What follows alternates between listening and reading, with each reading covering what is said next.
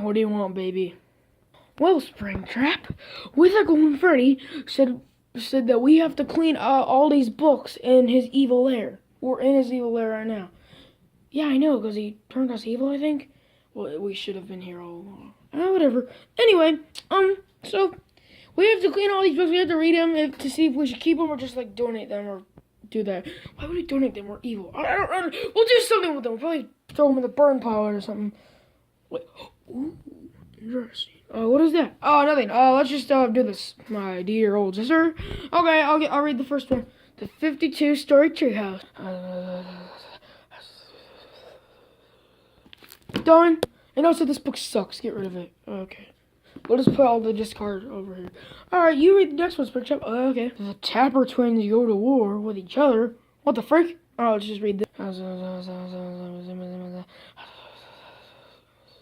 This book friggin' sucks.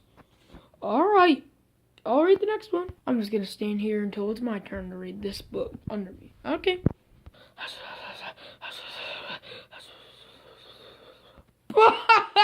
This book is hilarious. We have to keep this. Okay. Alright, now I'm gonna read My Big Fat Zombie Goldfish Any Fin as Possible. Boring. Alright. Now I'll read Almost Super.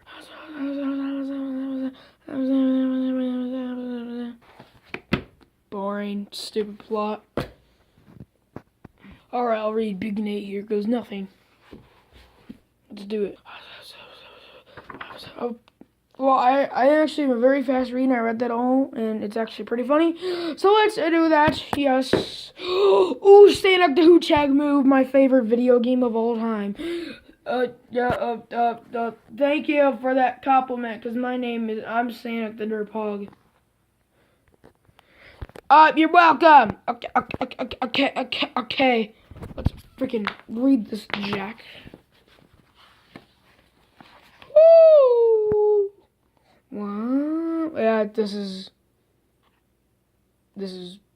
cool. It's amazing. I'm finally done reading the book. I took like 10 minutes reading each word and savoring it and looking at each picture. Oh, finally. All right. Fart humor. No, I'm not even gonna read this. Alright, then I guess I'll leave. My life as a stunt boy.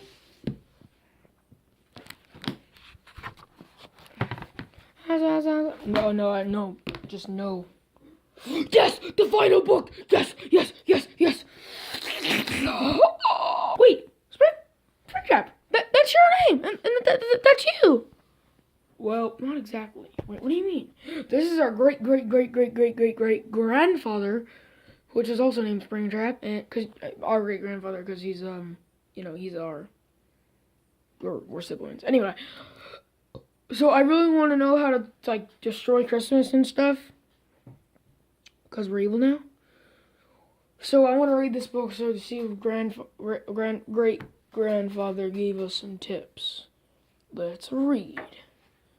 And I'm going to tell it as a video right now. Before we start the video, I'd just like to say that all the animatronics represent the Who's in Whoville, and Springtrap represents the Grinch, and Baby represents his dog Max, since that's like his only friend.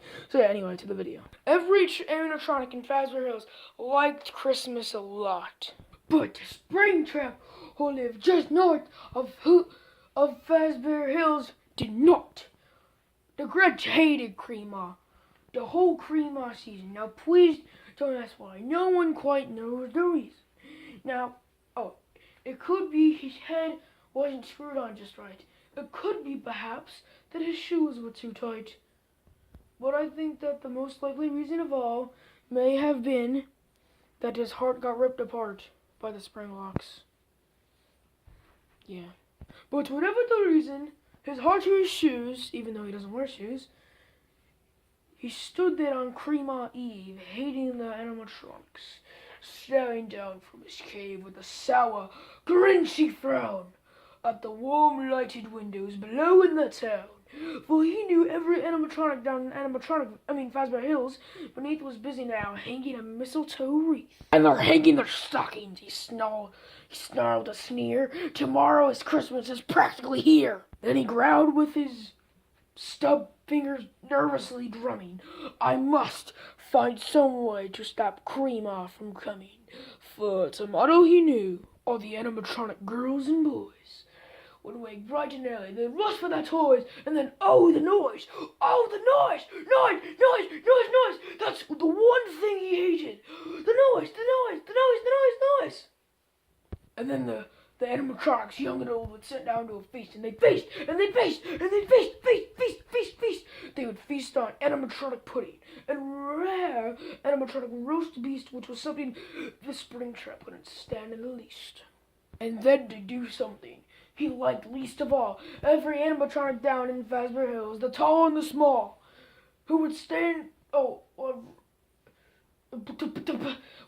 close together with Christmas bells ringing. They'd stand head to head, and then the animatronics would start singing, "What is love? Baby, don't hurt me." No, the actual holiday song. Okay.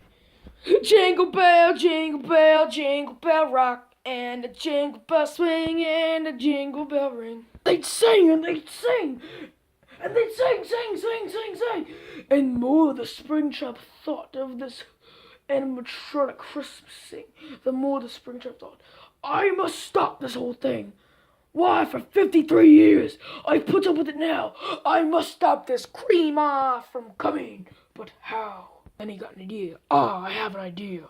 An awful idea. Yes, it's a very awful idea. The Springtrap got a wonderful, awful idea. Yes, I, the Springtrap, have a wonderful, awful idea. I know just what to do. The Springtrap laughed in his throat, and he made a quick Santa Claus hat. Ho ho ho! And he chuckled and clucked. What a great Springtrappy trick! With this coat and this hat, I look just like Saint Nick. All I need is a reindeer.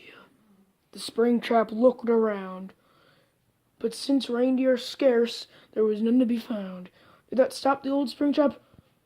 No, the Grinch simply said. Oh no, my hat. No, the Springtrap simply said. If I can find a reindeer, I'll make one instead. So he called his little sister, Baby. Baby! Yes, Big Brother Springtrap? He put a reindeer dog costume thing on top of her head. Alright, she's got horns, that's convincing enough. Big Brother, I can't see! That's okay, you don't even need to talk or anything. Okay. Then he loaded some bags in some old empty sacks on a ramshackle sleigh, and he hitched up old Baby. You know what, instead of doing all that sleigh stuff, I'll just ride in this magical bag. Yes, Alright, Baby, get ready to fly. I can't fly! Run. Wait, what?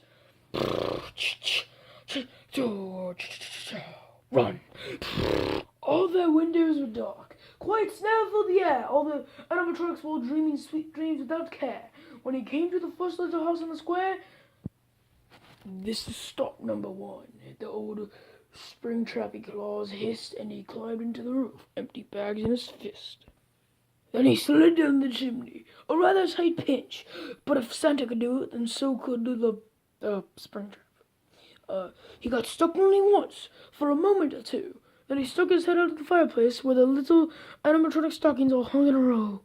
These stockings, he grinned, are the first thing to go. Then he slid and slunk, with a smile most unpleasant, and ran the whole room, and he took every present, popcorns and bicycles, roller skates, drums, chocolate, tricycle, popcorn and plums, and he stuffed them in bags in the Springtrap very nimbly, stuffed all the bags one by one, up the chimney. That doesn't even make sense. Then he went to the animatronic's fridge, and took their feast.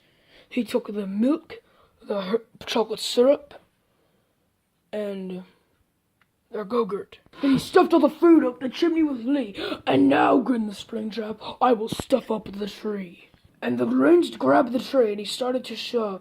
When he heard a small sound like the coo of a dove, he turned around fast, and he saw a small animatronic, little Ballora the ballerina, who was not more than like 10 or something, I don't freaking know. and she wanted to be a ballerina. The Grinch had been caught by this. The Springtrap had been caught by this tiny animatronic daughter who'd got out of bed for a cup of cold water. She stared at the Springtrap and said, "Santa Claus, why are you taking our Christmas tree? Why?" But you know, that old Springtrap was so smart and so slick, he thought up a lie, and he thought it up quick. "Why, my sweet little tot," the fake Santa Claus lied, "there's a light on this tree that won't light on one side, so I'm taking it home to my workshop, my dear. I'll fix it up there, then I'll bring it back here." And this fib fooled the child, and he patted her head, and he got her a drink, and he sent her to bed. And when Blora animatronic went to bed with her cup, he went to the chimney and stuffed the tree up. He went back to his little cave north of Phasma Hills, and he waited for the sound of them crying tears and stuff because he took the stuff. But the sound wasn't sad, or the sound sounded merry. It couldn't be so, but it was merry, very. He stared down at Phasma Hills. The Springtrap popped his eyes, and he shook. What he saw was a shocking surprise. Every animatronic down in Phasma Hills, the tall and the small, was singing without any presents at all. He had to stop Cream from coming. It came, somehow or other, it just came the same.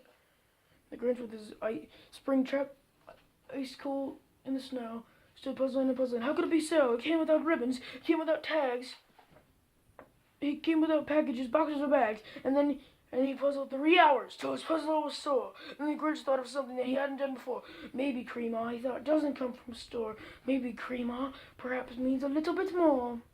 And what happened then? Well, in Phasma Hills, they say that the Springtrap's heart grew 10 million sizes that day. And the minute his heart didn't feel quite so tight, he was with his load to the bright morning light. He brought back the toys and the food for the feast, and he himself, the Springtrap, carved the roast beast. Hey guys, thanks for watching, and I hope you like this video, and I just want to say Merry Christmas. The actual FNAF Plush Christmas specials and Sonic Plush Christmas specials are coming soon. We just decided to make this little video just like we did with Funtime Parody the Snowman. So anyway, please like and subscribe, and put up the notification stuff, and bye! That's all, folks. Sorry, Bendy is busy again. Yeah.